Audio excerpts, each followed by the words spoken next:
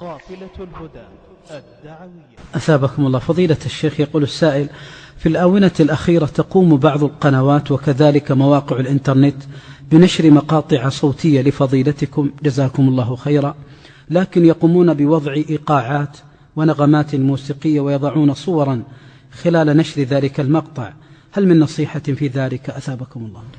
جزاك الله خيرا، وجزا الله الإخوة الذين يقومون بنشر هذه المقاطع رجاء نفع المسلمين إذا تحروا فيها الصواب وأخلصوا لوجه الله جزاهم الله خير الجزاء.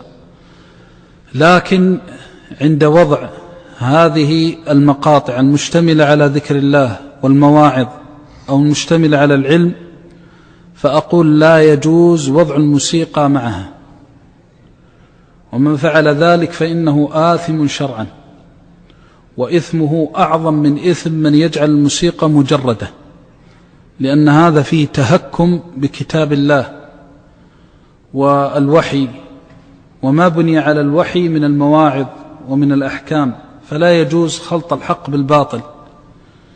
وكذلك أيضا صوت الآهات وإيقاعات الدفوف، هنا أمر نحب أن ننبه عليه، أن البعض يجاري أهل الغناء. أهل الغناء عندهم يتكلم الرجل فيزينون كلامه بالموسيقى، يرون أن الموسيقى تجمل، ولكن كلام الله جميل بنفسه، والوحي يستمد قوته من نفسه، لا يحتاج إلى موسيقى ولا إيقاعات ولا آهات. فأوصي هؤلاء أن يتقوا الله، وأشهد الله وملائكته وخلقه على أني بريء منهم ومما يصنعون. كتاب الله وكلام الله وكلام رسوله عليه الصلاة والسلام لا يخلط به الموسيقى، ومن فعل ذلك فهو آثم شرعا.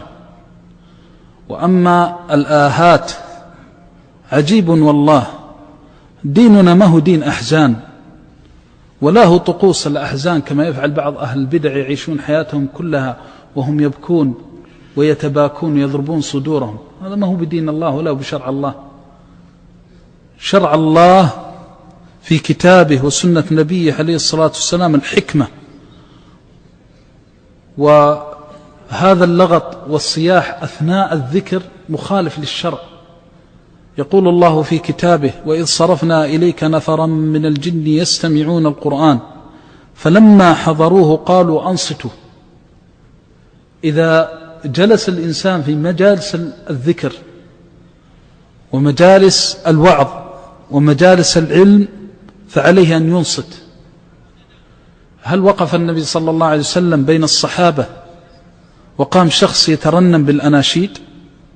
هل وقف النبي صلى الله عليه وسلم وهو شاهد مبشر، وهو شاهد على أمته ومبشر بما عند ربه منذر بما عند ربه، وحوله من يترنم بالأناشيد؟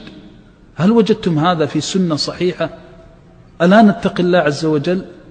من يفعل هذا فليعد جوابه بين يدي الله عز وجل. لا نصلح الأمة بالاجتهادات التي لا أصل لها من كتاب الله ولا سنة النبي صلى الله عليه وسلم. من يجتهد هذه الاجتهادات سيقف بين يدي الله ويسأله. وهذه السنة أقول سيئة، لأنها تذهب رونق الوحي. البعض يظن أن الوحي بحاجة إلى أصوات الرعود والبروق، لما يأتي بقرآن يريد أن يسمع القرآن فيأتي بأصوات الرعود والبروق. الرعود والبروق لا تساوي شيئا أمام عظمة القرآن. أي رعود وبروق؟ الرعود والبروق ما تستطيع أن تهد الجبال، ولو نزل القرآن على الجبل لندك من خشية الله عز وجل. فلسنا بحاجة إلى هذه الأمور. والذي يريد أن يقول أن هذا اجتهاد شرعي وتسجيل إسلامي فعليه أن يسير على نهج الشرع وليفرض ما عرفناه في كتاب الله وسنة النبي صلى الله عليه وسلم وسلف هذه الأمة الصالح. أما أن نتبع الغير كلما رأينا عندهم شيئا جلبناه إلى الشرع بطريقة أخرى، كيف يستقيم أن شخص يعظ الناس ويأتون بصوت شخص؟ سمعت بعض المقاطع جاءني بها بعض الإخوان، والله تألمت، وما كنت أظن أن إنسان عاقل فضلا عن إنسان ينتسب للخير يفعل هذا. تتكلم بالأحكام الشرعية واحد يصيح إيش ماذا مثل الأحزان مثل الترجيحات. حقيقة والله شيء يدمي القلب. بهاء الوحي وجمال الوحي يضيح بشخص يصيح لو أن خطيبا قام يخطب في الناس وقام واحد وراءه يقول هل يليق هذا؟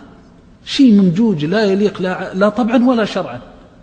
فلا ينبغي علينا أن نتجاوز الحدود الشرعية، لا يجوز لنا أن نتجاوز الحدود الشرعية. هذا طريق سلكه النبي صلى الله عليه وسلم وسلكه الخلفاء الراشدون من بعده وأئمة الإسلام ودواوين العلم، فينبغي علينا أن نسير عليه. قال هي التي تكون على مثل ما أنا عليه اليوم وأصحابه. الوحي يترك كما هو، والذي يريد أن يجتهد في أمور أخرى يخرج عن الوحي. أما الوحي ووعظ الناس توجيه الناس نقتصر فيه على ما ورد. وأذكر هؤلاء بالله عز وجل أن يتقوا الله عز وجل، وأن لا يجعلوا في المواعظ ولا في التوجيهات ولا في الكلمات إضافة أيا كانت هذه الإضافة، فهذه كلها أمانات ومسؤوليات يبتلى بها العالم ويبتلى بها طالب العلم ويبتلى بها الواعظ ليؤديها كما سمع. نسأل الله بعزته وجلال أن يرزقنا السداد في هذا. وأنا أقدر من الإخوة جزاهم الله خير حرصهم على نفع الناس، وأقدر منهم جزاهم الله خير حرصهم على إفادة الناس، وأسأل الله أن يكتب لهم الأجر تاما كاملا. لكن من بعد اليوم لا أبيح لأحد أن يفعل هذا الفعل في المقاطع التي يذكرها، يقتصر على ما عهدناه وعرفناه من الوعظ والتذكير بالله عز وجل بالطريقة الواردة. وأما الصياح واللغط والأناشيد وآلات العزف والدفوف وما يجارى مجارة الدفوف والإيقاعات، هذه كلها من المحدثات التي أغنى الله بها الحق وأهله. ميزة الحق أنه يستمد قوته من ذاته، ما يحتاج الحق إلى أحد، لأن قوته بذلك. وذلك قال الله تعالى بل نقذف بالحق على الباطل. وزينة الحق أن نعمل به، وزينة الحق أن نتقبله ونرضى به. ونسأل الله بعزته وجلاله وعظمته وكماله أن يرزقنا التمسك بالسنة عند فساد الأمة، وأن يرزقنا الثبات عليها، وأن يحشرنا في زمرة أهلها، والله تعالى أعلم.